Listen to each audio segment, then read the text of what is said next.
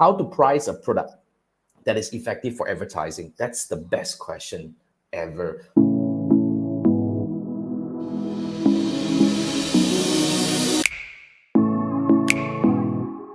Before you price a product, you need to factor in that you're going to run ads for it.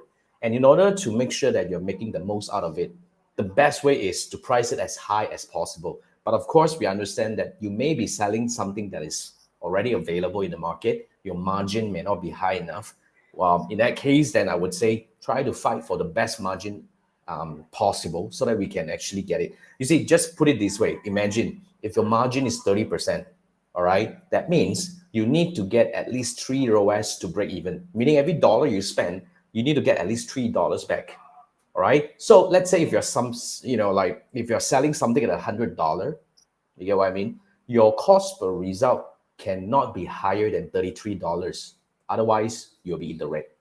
You get what I mean? Because that's the minimum. But of course, we know that it's not just that, right? There are many other things that we need to take into consideration, like the shipping fee, the management fee, the storage fee, and all these things would actually affect the cost. So you need to really calculate. But if you ask me this question, if you're selling something that is totally new in the market, which is what happened to my client, this one, launching a totally new market, they went through R&D, they created something that is totally new in the market, in my opinion, all right, price it as high as possible.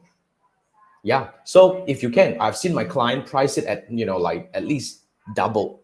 Let's say if your cost is $50, price it at 100. If your cost is, if you can, push it to 150, because you have the advantage because you have a new product over here. The higher you price it, the more room that you can use for a lot of other things like advertising, like even you can actually use it. There are room for you to use for promotion, offers, and stuff like that. So price it as high as possible. You have to imagine, let's say if your price is, your cost is $50 and you're selling it at $100, okay? Then you can safely do like the 2x ROAS, meaning every dollar you spend, you just need to make sure that you get $2 back. That gives you a lot more room for you to advertise. And of course, when it comes to calculating this, we also need to consider another thing, which is, I just want to make sure that whether your product is, is there a higher lifetime value for your product? Meaning, does your audience come back and buy again? If you're selling something that is, regular, like one of my clients, he's selling adult diapers. All right, so for adult diapers, we have a different room for this thing. You see, he has only about 30% budget. But because adult diapers is something that once you like a brand, you will continue to buy it. And we have a 60 to 70% return rate, meaning all the customers would really buy again. At least 60 to 70% of them will buy again in the next 3 months. That means you're golden. So for this, right, we can actually tolerate for even like a 1x ROAS, which is still fine. Because if you have a 1x ROAS and you have a 30% margin, meaning you are losing money for the first order.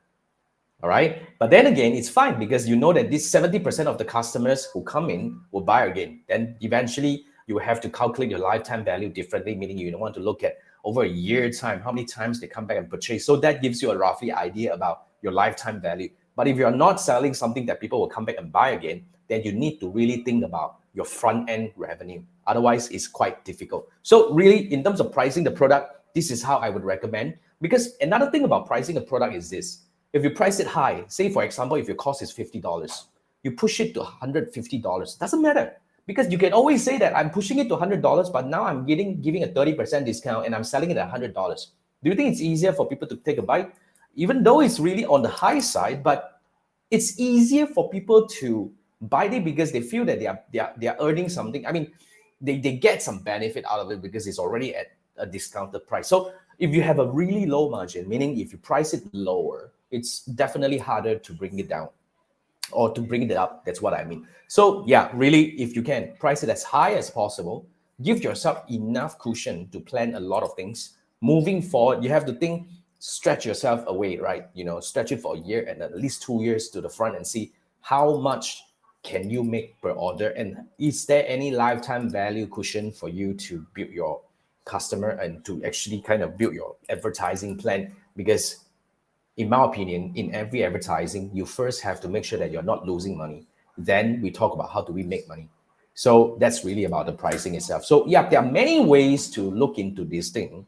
But I would say this is something that I would not be able to just give you a framework and follow to the dot, because every business is different, every situation is different, and every market is different. So every product is different as well. So if you need help in terms of pricing your product, we can actually have a quick discussion where you can scan this QR code, and basically this is for you to book a 30-minute Zoom call and pay for it right away. We can jump on a discussion and quickly discuss this thing, because pricing, in my opinion, especially if you are yet to launch the product into the market, you really need to think this through. And based on my experience, I may not be able to give you the best answer in the world, but at least you have somebody else who have worked with thousands of brands from around the world to give you a second opinion.